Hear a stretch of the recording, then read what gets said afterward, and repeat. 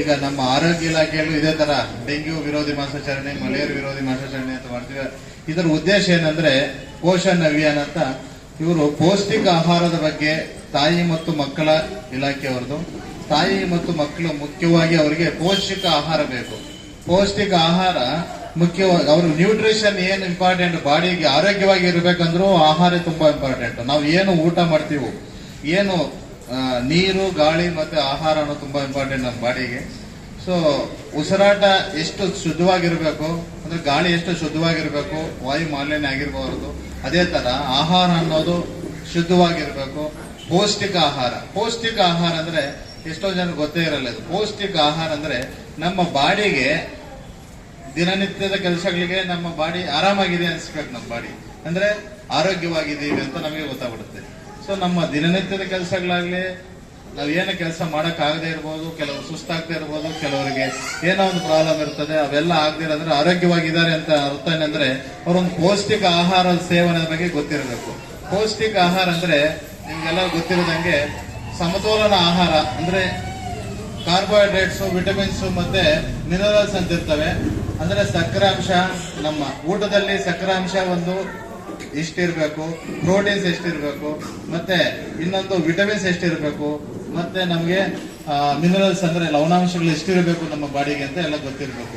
ಇದನ್ನೆಲ್ಲ ಕ್ಯಾಲ್ಕುಲೇಷನ್ ಮಾಡ್ಕೊಂಡು ನಮ್ಮ ಹಳ್ಳಿ ಸೈಡ್ ನೋಡ್ಕೊಂಡು ಅದನ್ನ ಊಟ ಮಾಡಕ್ ಆಗಲ್ಲ.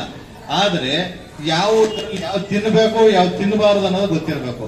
ಅಂದ್ರೆ ಕೊಬ್ಬಿನಾಂಶಗಳು ನಮ್ಮ ಬಾಡಿಗೆ ಬೇಕಾಗ್ತದೆ, ಅಂದ್ರೆ ಎಷ್ಟು ಬೇಕು ಅಷ್ಟೇ ಸೇವನೆ ಮಾಡಬೇಕು. ಈಗ ಸಿಹಿ ಪದಾರ್ಥ ಕಾರ್ಬೋಹೈಡ್ರೇಟ್ಸ್ ಅಂತವೆ, ಅದನ್ನ ಈಗ ಕಾಫಿ ಟೀ ಆಗ್ಲಿ, ಸ್ವೀಟ್ಸ್ ಆಗ್ಲಿ, ಅದರಿಂದ ಶುಗರ್ ಬರಲ್ಲ.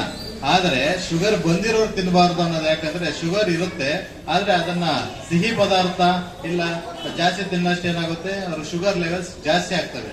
ಅಂದ್ರೆ ಇದು ಶುಗರ್ ತಿನ್ನೋದ್ರಿಂದ ಬರಲ್ಲ. ಆದ್ರೆ ನಾವು ಕೊಬ್ಬಿನಾಂಶ, ಈ ಫ್ಯಾಟ್ ಜಾಸ್ತಿ ಆಗುತ್ತೆ. ಯಾರಿಗೋ ದಪ್ಪ ಇರ್ತಾರೆ, ಅವರು ತೂಕ ಅವರಿಗೆ ಹೈಟ್ ಇರ್ತಕ್ಕಂತೆ ವೆಯ್ಟ್ ಇರಬೇಕು. ಇದು ತುಂಬಾ ಇಂಪಾರ್ಟೆಂಟ್. ಮಕ್ಕಳಿಗೆ ನಾವು ಎಲ್ಲ 5 ವರ್ಷ ಅಂಗನವಾಡಿ ಮಕ್ಕಳನ್ನ ಚೆಕ್ ಮಾಡ್ತಾ ಇರ್ತೀವಿ. ಏನು ಅವರು ಎಷ್ಟು ಹೈಟ್ ಇದಾರೋ ಅಷ್ಟು ತೂಕ ಇರಬೇಕು. ಎಷ್ಟು ಹೈಟ್ ಇದಾರೋ ಅಷ್ಟು ತೂಕ ಇರಬೇಕು. ದೊಡ್ಡವರು ಅಷ್ಟೇ, ಈಗಿನ ಎಲ್ಲ ವಯಸ್ಕರು ಅಷ್ಟೇ, ಎಷ್ಟು ಹೈಟ್ ಇದಾರೋ ಅಷ್ಟು ತೂಕ ಇರಬೇಕಂದ್ರೆ. ಫಾರ್ ಎಕ್ಸಾಂಪಲ್ ಒಂದು ನಾರ್ಮಲ್ ಒಂದು ಲೇಡಿಗೆ ನಮ್ಮ ಭಾರತೀಯರಲ್ಲಿ 50 kg ನಾರ್ಮಲ್, 150 ಸೆಂಟಿಮೀಟರ್, 45 ಸೆಂಟಿಮೀಟರ್ ಮೆಟ್ಟಿರ್ಬೇಕು ಹೆಂಗಸರು. ಅದಕ್ಕಿಂತ ಅವ್ರಿಗೆ ಎಷ್ಟಿರ್ಬೇಕು ತೂಕ, 50 kg ಇರಬೇಕು. ನಾರ್ಮಲ್ ಗಂಡಸರ ತೂಕ 60 ಆವರೇಜ್.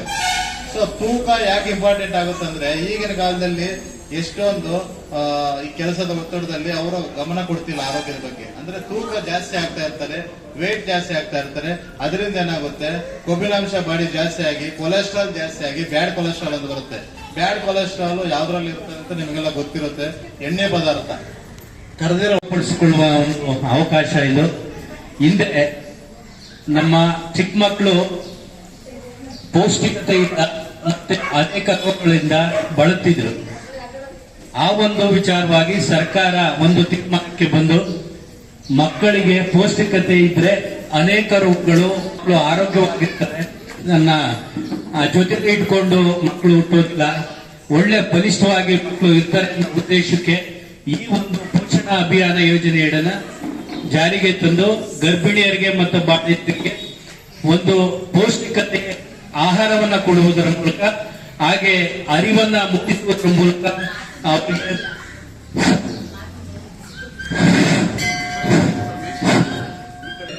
ಪೌಷ್ಟಿಕ ಮಕ್ಕಳನ್ನ ಗರ್ಭಿಣಿಯರು ಈ ಪ್ರಪಂಚಕ್ಕೆ ಕಾಲಿರಿಸುವಂತ ನಿಟ್ಟಿನಲ್ಲಿ ನಮ್ಮ ಆರೋಗ್ಯ ಇಲಾಖೆ ಮತ್ತು ಸಿಡಿಪಿಒ ಮತ್ತು ಜಿಲ್ಲಾ ಪಂಚಾಯತ್ ಇಲಾಖೆ ಈ ಒಂದು ಕಾರ್ಯಕ್ರಮನ ಆಯೋಜನೆ ಮಾಡಿದೆ.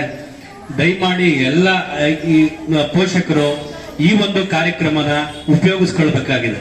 ಇದೆಲ್ಲರಿಗೂ ಸಿಗಂತ ಆಹಾರನೇ, ಆದ್ರೂ ಕೂಡ ಇದನ್ನ ಹೇಗೆ ತಾಕ್ಬೇಕು, ಹೇಗೆ ಅದನ್ನ ಉಪಯೋಗಿಸ್ಕೊಳ್ಬೇಕು, ಯಾವ ಆಹಾರವನ್ನ ತಿನ್ಬೇಕು ಅನ್ನೋದು ಬಹಳ ಅರಿವು ಕಾರ್ಯಕ್ರಮ ಇದೆಯಲ್ಲ, ಅದು ಬಹಳ ಅತಿ ಮುಖ್ಯ.